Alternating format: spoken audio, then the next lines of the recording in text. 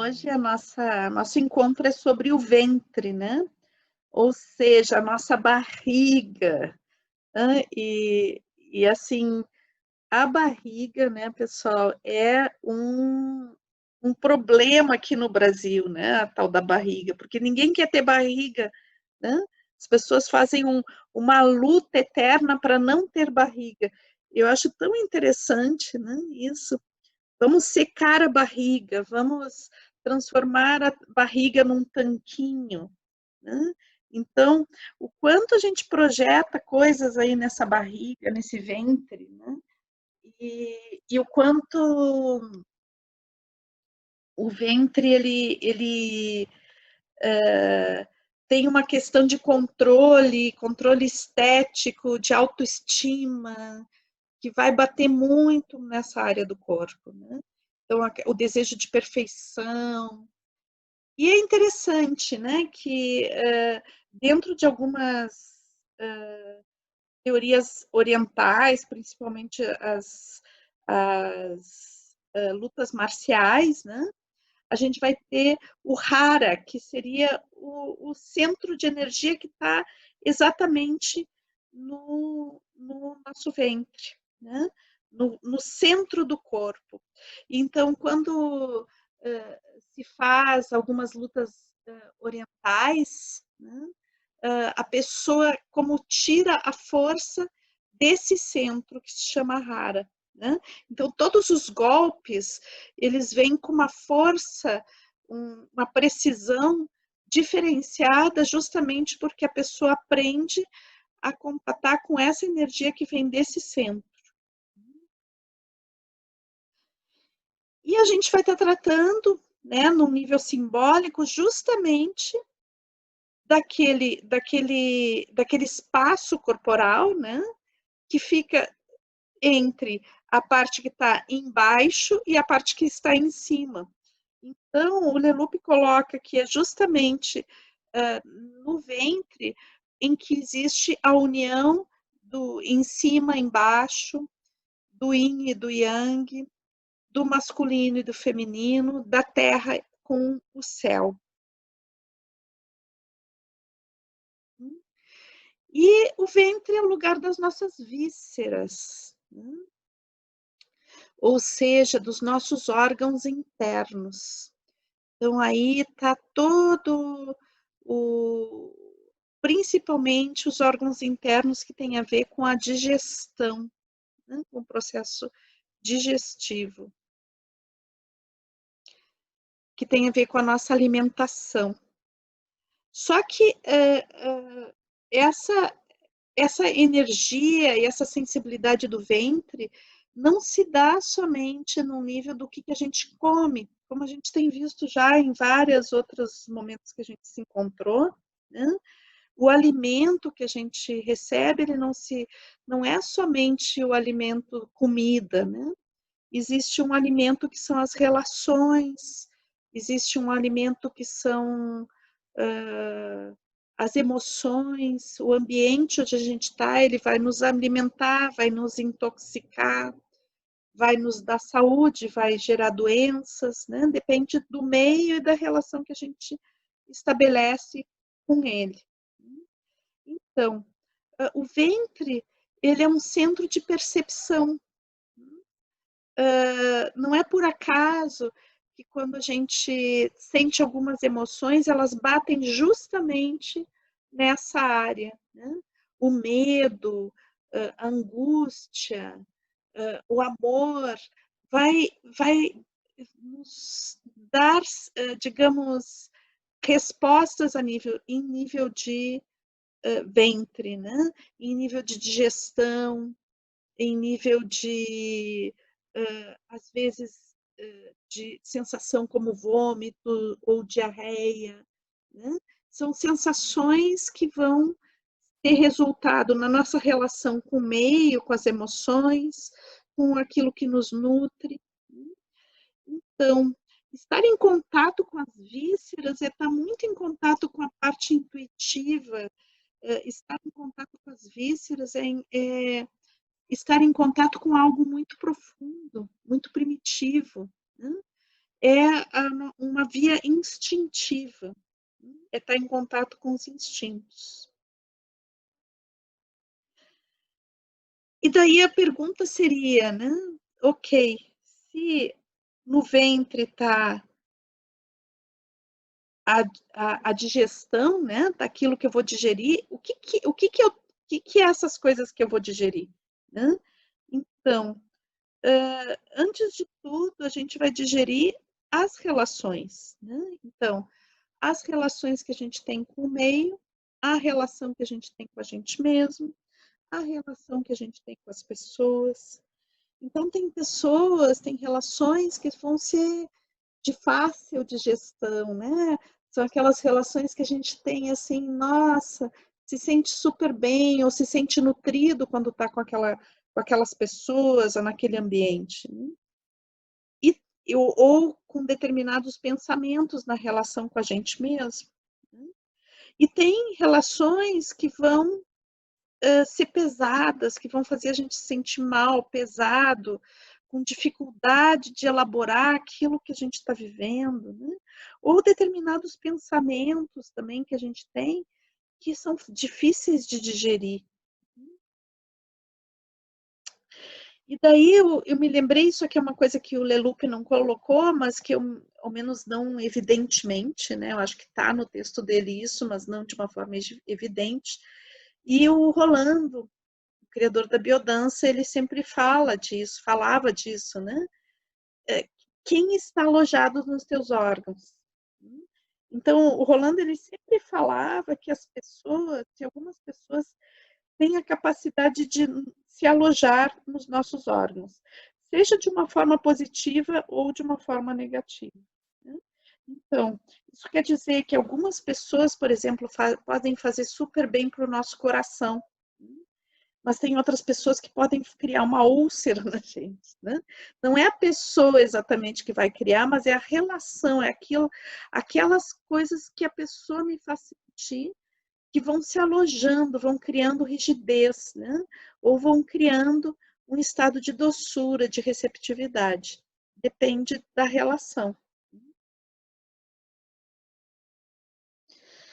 Então, eu acho que uma das coisas mais importantes, se a gente vai pensar em termos do que é a digestão, né, o digerir, ele é, antes de tudo, um processo alquímico. Né? Então, o ventre, ele também é uma grande panela da bruxa, né? Ela é o grande contenedor de um processo alquímico, ou seja, um processo de transformação, onde aquilo que a gente recebe é transformado, liberado energia, é eliminado aquilo que não serve. Então, metaforicamente, o ventre ele faz um processo que é um processo que a gente poderia também tomar por existencial, né? Essa coisa de receber o alimento, conseguir trazer dele o que a gente precisa, a energia que a gente precisa, o calor que a gente precisa, mas também eliminar aquelas coisas que não me fazem bem, né? Aquelas coisas que são os excedentes também, né? Então, quando a gente vai eliminar uma coisa que de cara não nos faz bem, né? A gente vai eliminar muitas vezes através do próprio vômito, né?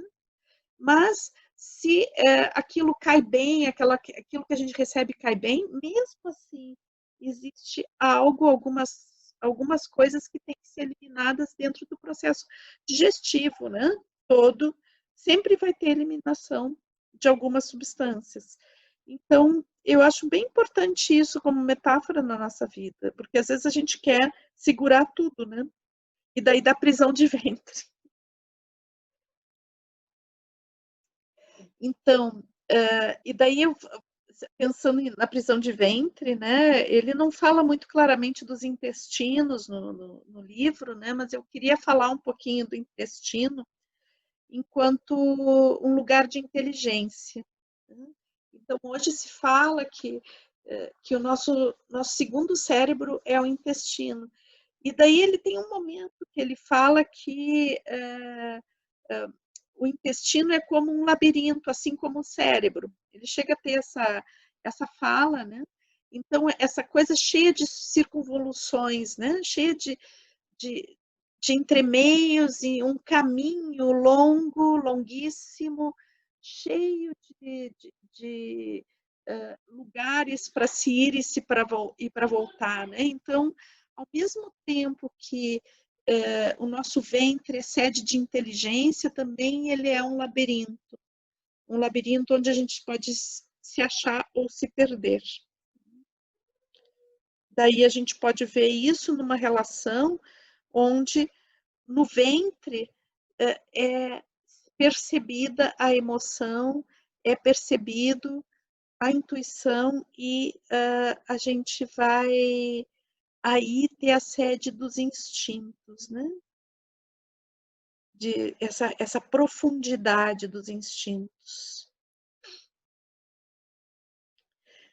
Daí o Leloup vai falar do Buda, né? Desse Buda gordo que a gente vê, às vezes, a representação de um Buda gordo.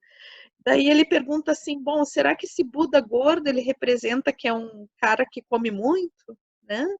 Que gosta de comer? Mas, na realidade, essa representação do Buda gordo, com esse umbigo grande, como a barriga grande, né?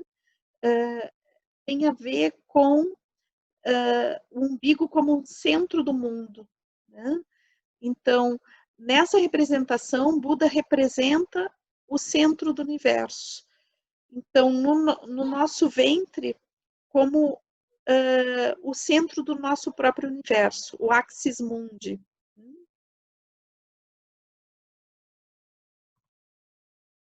E daí, o Leloup coloca assim que, na realidade, no processo digestivo e na nossa barriga, não existe somente aquele concreto que a gente digere, né? Aquelas substâncias que a gente vai ingerir pela alimentação e vai fazer a digestão, mas que, na realidade, a barriga tem um elemento de espiritualidade, né? Porque a barriga precisa respirar. Então, daí ele traz toda a questão da respiração, essa respiração que move a barriga, né? Que faz uma massagem na barriga. O quão grandes são os nossos pulmões que fazem com que essa barriga se infle e se contraia para que a gente possa respirar. E é interessante quando a gente vai ver a respiração, vai ver, por exemplo, o canto, né? A fala, a forma como a gente respira, a maioria das pessoas vai respirar somente com a parte alta dos pulmões. Então, a maioria de nós não está acostumada a deixar que o ar entre profundamente nas nossas entranhas. E o quão importante é a gente poder ter uma respiração que mova toda essa parte interna, que a gente realmente consiga mobilizar todo o ventre através da respiração. O quanto, quando a gente consegue fazer isso, a nossa relação com o mundo muda. As pessoas que conseguem respirar profundamente se tornam mais tranquilas, mais conectadas. A angústia, ela se expressa por uma respiração alta, né? Uma respiração que não chega às vísceras. E daí ele vai falar de alguns órgãos internos, eu vou trazer alguns deles aqui, né? Então, ele faz uma relação do fígado com a figueira, né? Ele diz que a etimologia da palavra fígado vem da palavra figueira, né? E daí que a figueira era o local onde as pessoas estudavam as escrituras. A pessoa que ia estudar as escrituras, ela se colocava embaixo da figueira. Então, que o fígado, ele é um órgão que vai nos purificar, né? Ele vai fazer uma elaboração daquelas coisas que são tóxicas e aquelas que não são tóxicas. Então, à medida que o nosso fígado está saudável, né, ele é um lugar de lucidez. Então, a gente pode relacionar também o fígado aos olhos, né, mas não aos olhos em si como uma visão simplesmente, mas com a capacidade de ver lucidamente.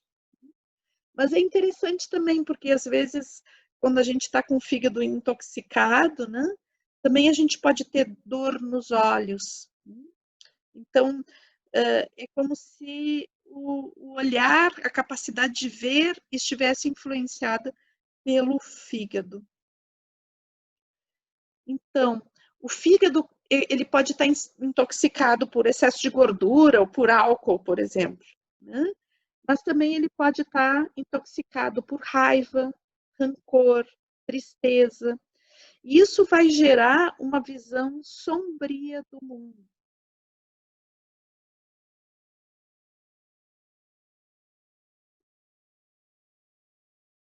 E daí eu deixo a pergunta, né, para vocês: o que o fígado de vocês tem que elaborar, né? Como a gente tem tratado esse nosso fígado? Ou seja, tanto em nível de alimentação, né, como a gente tem tratado, quais substâncias a gente ingere, e também quais são as emoções, quais são os pensamentos, o quão difícil às vezes a gente torna a, a, a existência desse órgão interno, né?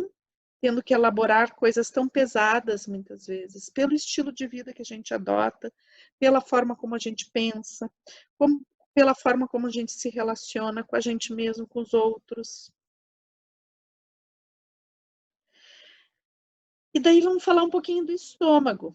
O estômago é um lugar de assimilação, onde a gente traz o alimento para gente, dentro da gente e começa, o processo alquímico começa no estômago, né? Onde as coisas são dissolvidas e aqueles nutrientes que a gente necessita vão ser assimilados.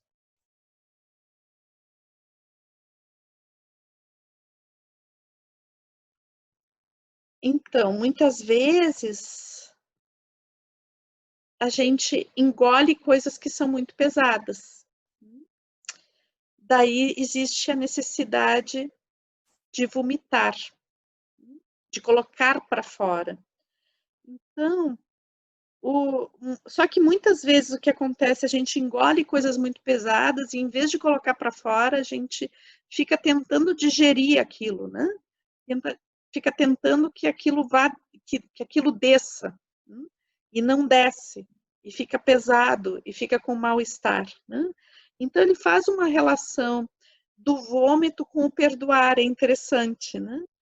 Porque esse colocar para fora, ou seja, não se apegar àquilo que me magoou, não se apegar àquilo que eu senti como traição e que me traz emoções que são emoções que acabam me intoxicando.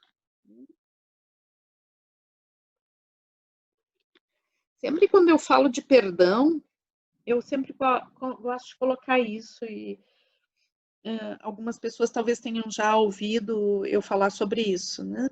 Que o perdão não é deixar a pessoa fazer aquilo que fez de novo, né? Porque às vezes a gente acha que perdoar é dizer assim, ah, pode fazer de novo, né? Se colocar na situação onde de maltrato, de abandono, de traição de novo. Não é isso, né? Ou de violência, seja lá o que for. Perdão não é isso, mas perdão é eu não ficar apegada àquela emoção, né? Ou aquela lembrança, aquela memória, né? Deixar ir. Mas eu achei interessante que o Lelu traz também uma outra forma de ver essa questão do perdão, que eu acho que vale refletir também sobre isso, né? Porque ele diz assim que, na realidade, quando uma pessoa nos ofende, às vezes a gente tende a globalizar a ofensa, né? Ou seja, como se aquela pessoa fosse só aquilo. E que é importante a gente perceber que a pessoa é além daquilo que ela fez, né? que ela tem outras características, coisas positivas, e que bom, que ela não é só aquela ofensa. Porque muitas vezes é tão difícil lidar com algumas ofensas, né, que a gente tem que como que destruir a imagem daquela pessoa para a gente mesmo. E daí como que tornar aquela parte como a totalidade, para poder lidar, né, com realmente conseguir expulsar aquilo da gente. E na realidade ele coloca que não, que é importante a gente ver a totalidade. Eu gostaria do convite para vocês, de que a gente possa ver as duas coisas, né? Então, sim, que eu acho que é importante a gente ver que a pessoa não é só aquilo que nos fez mal, aquilo que a gente não gostou, né? Mas também é importante não deixar que as pessoas repitam aquilo que nos fez mal. Né? Então, eu acho que as duas coisas, né? Então, são bem importantes. E daí, uma das coisas que vem com essa questão do vômito, né, que é a capacidade de liberar, né? E que muitas vezes essa liberação, além do desapego, ela está na capacidade expressiva. Então, que tem coisas que às vezes a gente não consegue expressar no momento que está acontecendo, ou também, muitas vezes, a gente reprime a expressão daquilo que a gente sente, né? Principalmente quando são aquelas emoções que não são tão agradáveis da gente sentir, né? Ou também, mas muitas vezes a gente também reprime aquele sentimento de amor, né? Não consegue expressar, e aquilo continua, tende a fazer mal para a gente, né? Então, a questão da expressividade, né, como um elemento de liberação dessas emoções que vão se aprisionando no nosso ventre e não conseguem ser digeridas, né? Então, tanto quando ele vai falar de vômito, né, de colocar para fora, quanto quando a gente vai falar sobre digerir algo, o processo criativo ele é sempre bom nos dois sentidos, né? Tanto no sentido de algo que eu não consigo digerir, que tem que sair de mim, né? Como no sentido de ajudar a elaborar coisas que são possíveis de elaborar e que são legais de elaborar, né? Então, estou no processo alquímico de elaboração e de resgatar as coisas que vão nos nutrir. O processo criativo é importante, né?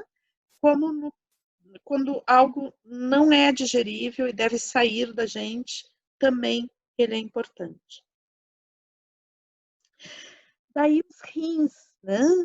Os rins, aí eu trouxe aqui essa foto com as sementes, né? Que é um ritual que eu faço com sementes. E porque ele faz uma relação dos rins com os pés e com as orelhas. Né?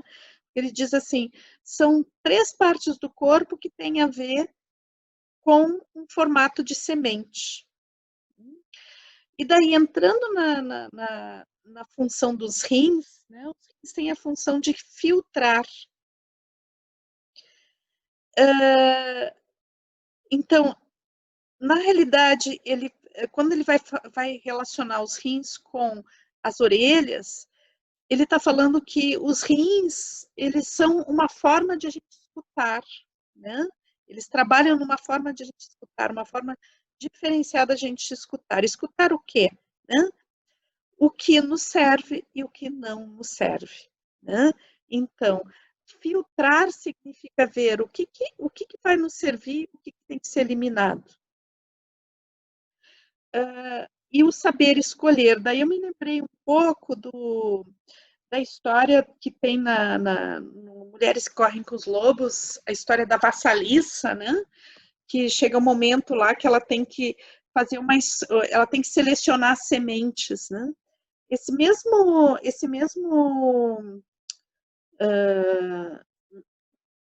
aspecto mítico, né, se repete também na história de Eros e Psique, que existe um momento em que a psique tem que selecionar sementes, né? O que significa essas passagens, né, de selecionar sementes? É justamente esse filtrar, né? É separar o que me serve e o que não me serve. Saber discernir, é desenvolver o discernimento. É poder colocar as coisas nos seus devidos lugares. Então, dentro do mito de Eros e Psique, só para exemplificar, né? Chega um momento onde a Psique vai dentro de uma sala, né?